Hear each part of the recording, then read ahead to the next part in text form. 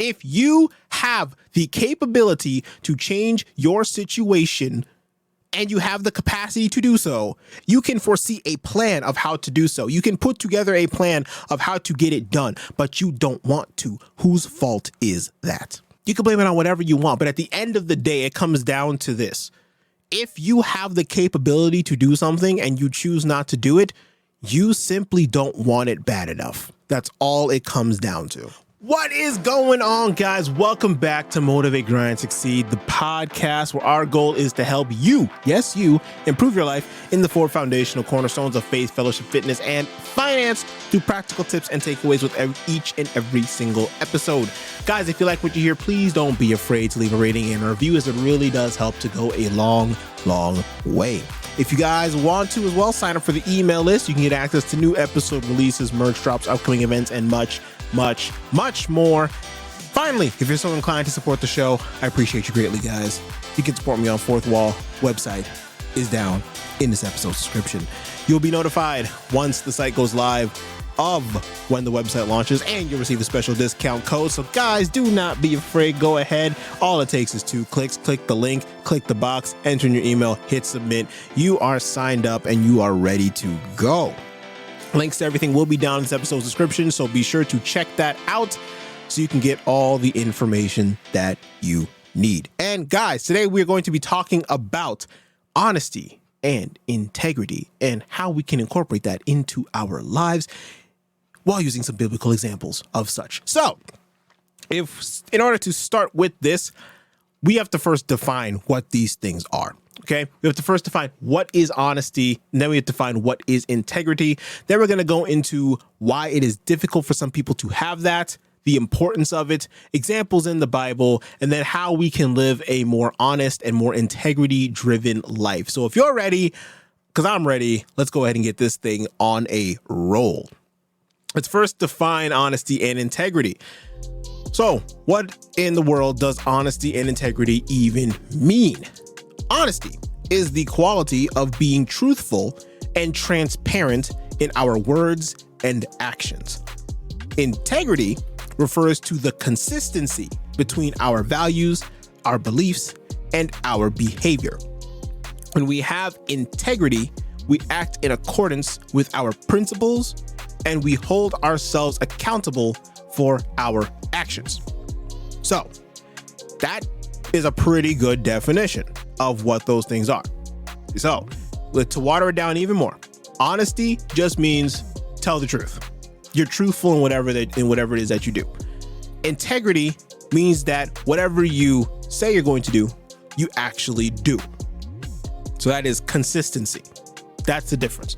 When you're honest, I'm being truthful. For example, me being honest, I'm recording an episode. There you go. That is honesty. I am honestly recording an episode. Integrity is when I say in the beginning of my episode that I will give practical advice in every single episode that I push out. And then if I give you something tactical that you can use or at least ponder on or think about or something that start getting you thinking, that is me having integrity and me saying that I was going to do something and now I'm following through on what I'm doing. Okay. So I wrote down a couple reasons as to why some people might find it difficult to be honest and to have integrity. The two main reasons that I really came across is that number one is the lack of self-awareness, right? Some people may struggle with feelings of insecurity or inadequacy, or they may feel that in order to gain the approval of others or to achieve some sort of success, they need to bend some morals. They need to be a little bit more morally loose. They'll outwardly say things that want to appeal to people, quote unquote, tickle people's ears, make them sound like, oh, this guy is saying what I want to hear. Of course, he's saying what you want to hear because, you know, he or she wants to get you all riled up to feeling a certain type of way. However, on the back end, they don't have any intention of following through on what they said that they were going to do, or they might do a shoddy job of delivering of what they promised to do. External factors can also play into this, right? Competitive work can lead people to compromise on their values and their beliefs in order to get ahead. This all goes back again to the morality bending, right? And so what is the importance of honesty? What is the importance of integrity? Why is it even important? Why are we even talking about this? right? So let's start with honesty first. Honesty is absolutely essential for building trust and for creating strong relationships. When we're honest with others, we're more likely to be trustworthy. Remember last week's episode? And to feel comfortable with people confiding in us, right? Because again, let's go back to the definition. What does honesty mean? It means to be truthful and transparent in our words. So when you're honest with people and you give them truthful, transparent words, that gives people a sense of security, of understanding, hey, this person is saying something that I know is truthful. They have no animosity behind what it is that they're saying, and they're truthfully trying to be a help. They're truthfully trying to be an assistance to me in my life. And in doing that, that allows for stronger relationships to be cultivated. Honesty also helps us to live with a clear conscience. Let me tell you guys something. Do you know how freeing it is to be able to live with a guilt-free conscience? Knowing that when stuff starts happening around you, because you were honest the entire time, because you were able to be truthful, be transparent, and be able to be genuine the entire time, it's so much easier for you in life. So when things start happening, if you told the truth, you don't have to remember what you said. Remember the cliche saying that if you continue to lie, that you have to keep remembering what you said, and you have to keep remembering all the lies that you told? If you just tell the truth, it's way easier because you don't have to remember no whole 2, 3, 4, 5, 6, 10, 20, 30,000 lies. You just got to remember the one truthful thing that happened, and that's it. It makes life so much easier. You can avoid the stress and anxiety that comes with that lying or concealing of the truth, right? You don't have to worry about hiding any of that stuff because it's just so much easier. If you just tell the truth, who broke the cookie jar? I did. Instead of saying Johnny did. Oh, how did Johnny break the cookie jar? Then you have to lie about how Johnny broke the cookie jar. Then you got to start coming up with all this stuff for your story about something that didn't even happen. And then every time that the story has to be told, it will slightly change because you weren't being truthful and honest. And then on top of that, to add insult to injury of other people, if you lie about something small, like for example, Johnny broke the cookie jar and it wasn't you. Something as small as that might seem insignificant, but in the grand scheme of things, guys, if you lie about something that small, what makes it seem like someone's going to trust you with something bigger? Because if you lied about something that minuscule, what's going to stop you from lying about something way bigger and has much, much more far-reaching effects? You lost the trust. So what's some examples of honesty in the Bible? One of the most famous examples is Daniel in the lion's den. Daniel remained truthful to his beliefs even when it put him in danger, and God protected him from harm. Now, before you go out and say, oh, so if I'm honest, then that means I'm going to be protected from all harm? No, that's not what that means. It just means that I'm using this example as strictly saying that Daniel was honest. He remained truthful. Remember the definition? He remained truthful to his beliefs, even when it put him in danger. He didn't care. That was who he was to the core. He remained honest. He remained one of integrity. That is what he did. Okay. Read the story of Daniel, and you will see that it was truthfully honest. Now, what about the importance of integrity? Integrity is equally important as honesty because you oftentimes hear both of those said together. You need to have honesty and you need to have integrity. Integrity is equally important in our personal growth and in our well-being. When we act in accordance with our values and with our principles, we build self-respect and self-esteem.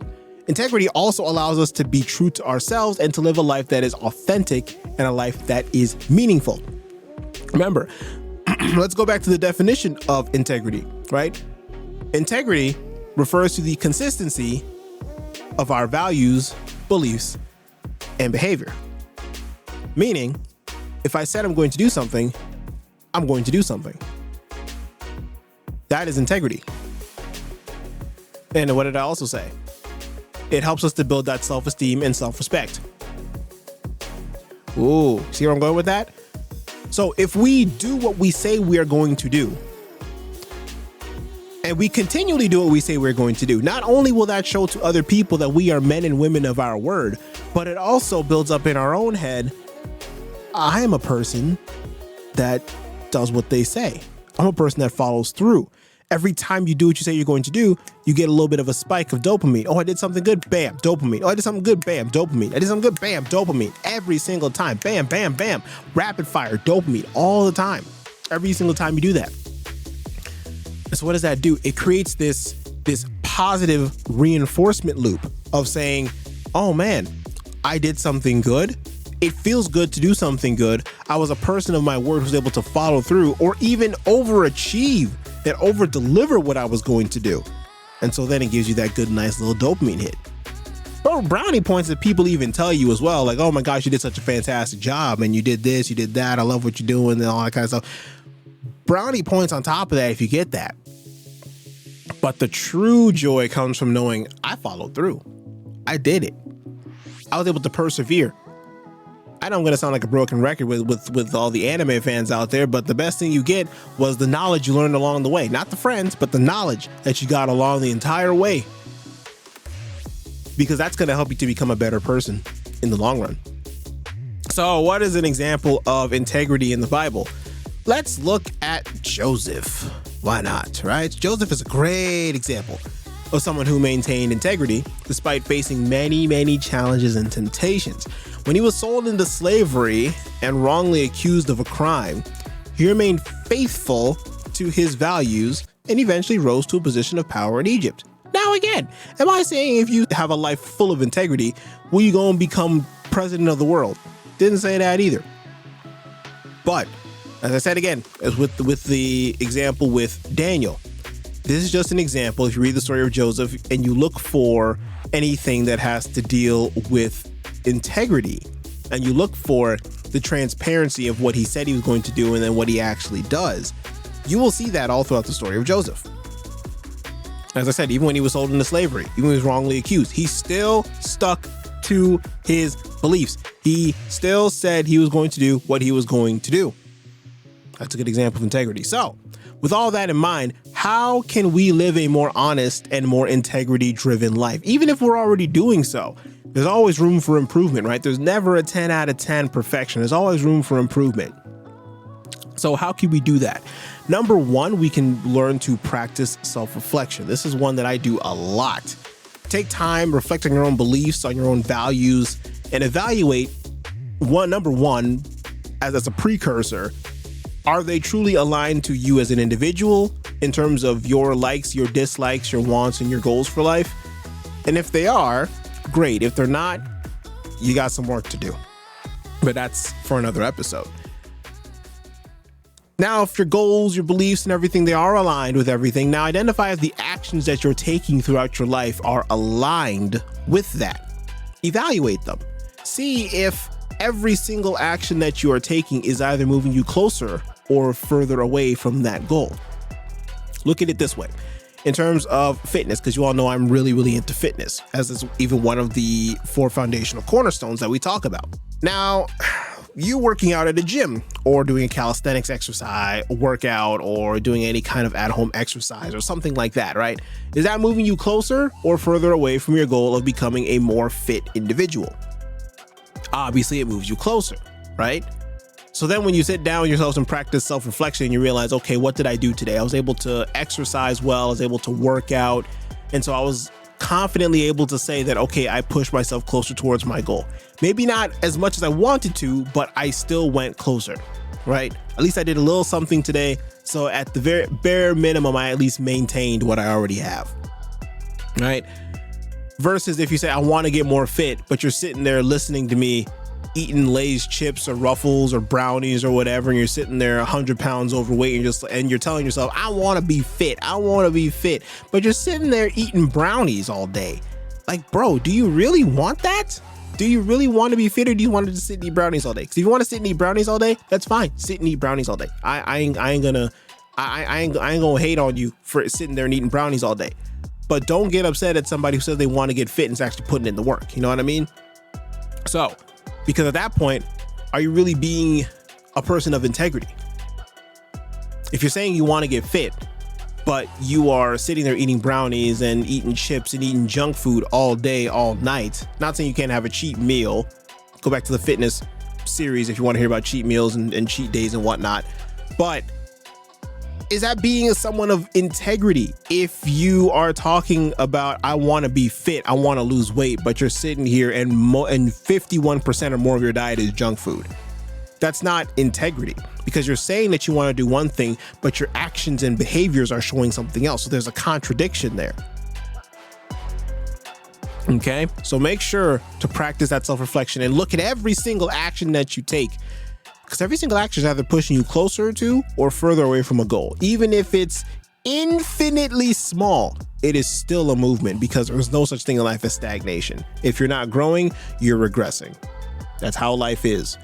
So you have to look at every single action and ask yourself, is this pushing me closer or further away from my goals in life? Number 2. Broken record time, boys and girls. Broken record time. Be accountable. Oh boy, here he goes again with this accountability stuff. Yeah, here I go again with this accountability stuff, because accountability is key. Hold yourself accountable for your actions and take responsibility for any mistakes or any shortcomings that you have.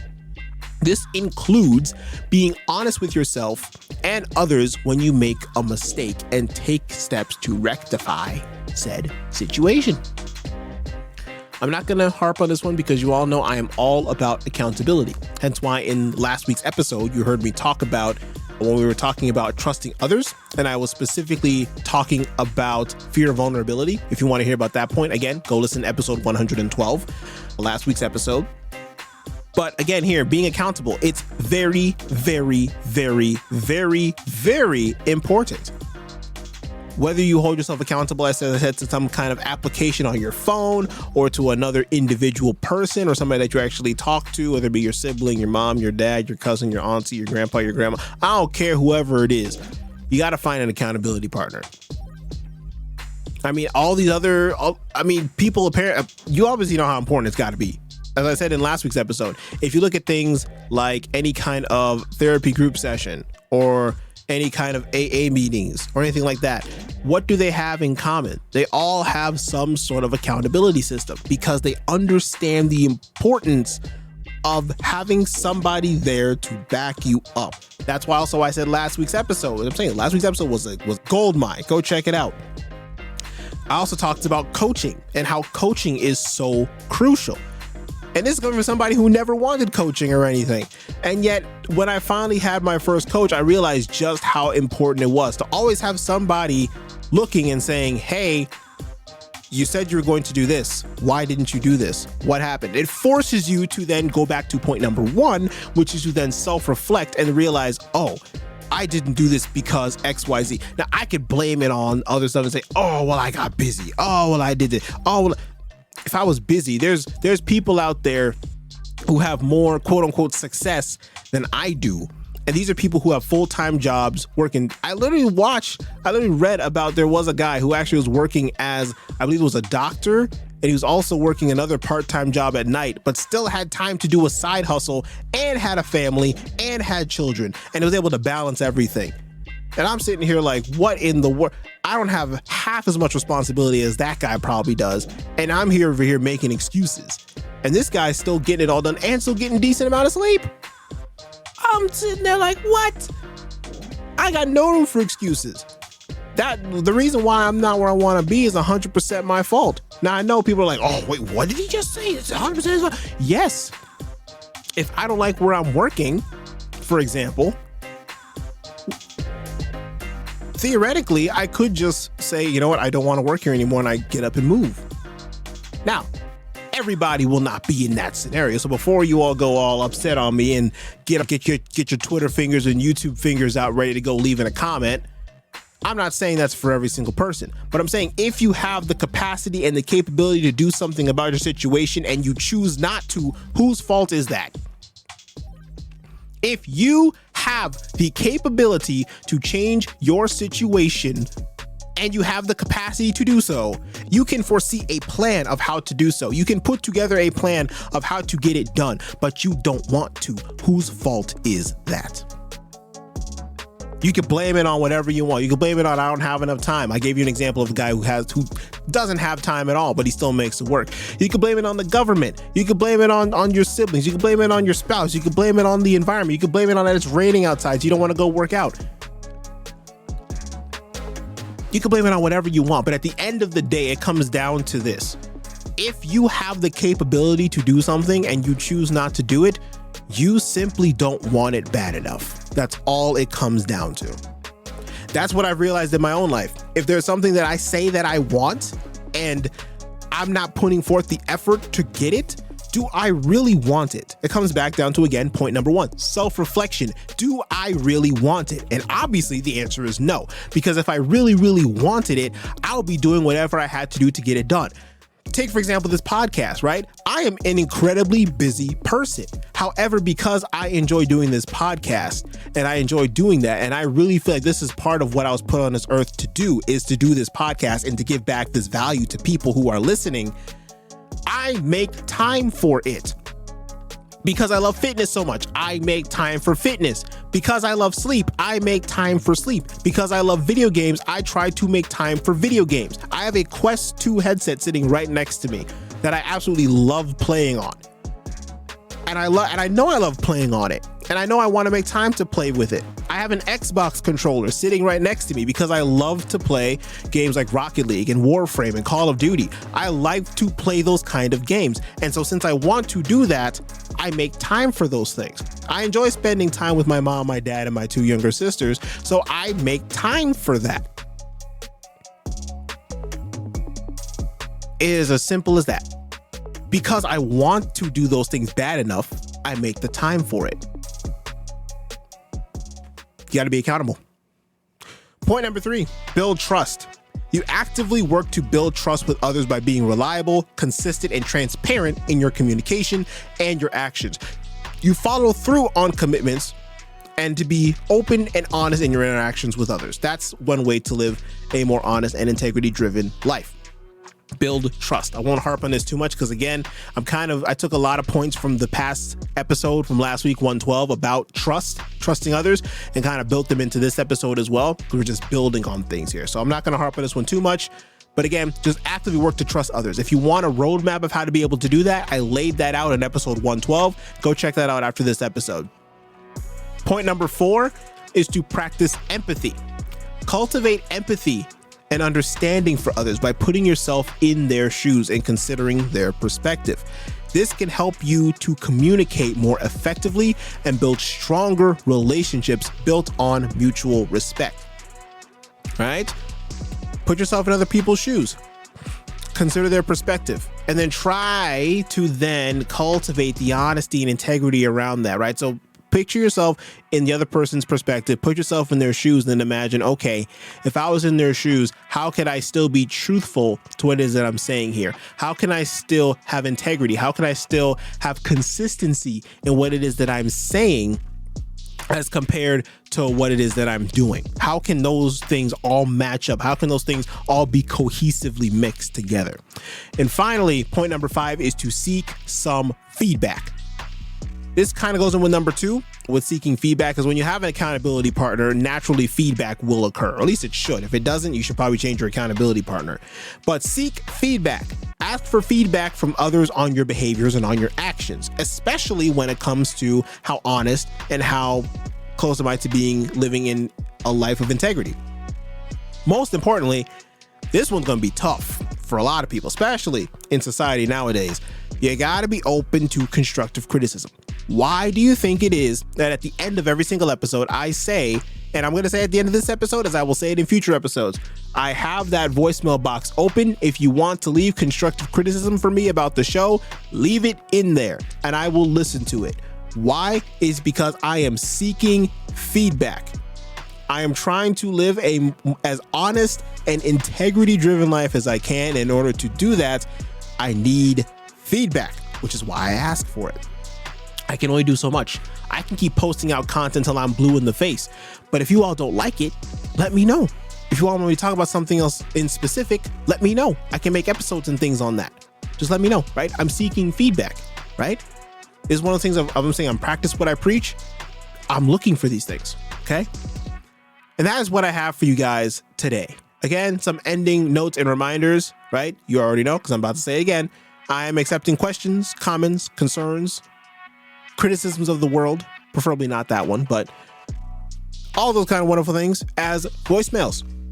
If you want to leave a voicemail and potentially have the possibility of hearing yourself on an upcoming episode, guys, check out the Motivate, Grind, Succeed website. You're going to see a tab on the right-hand side of the website.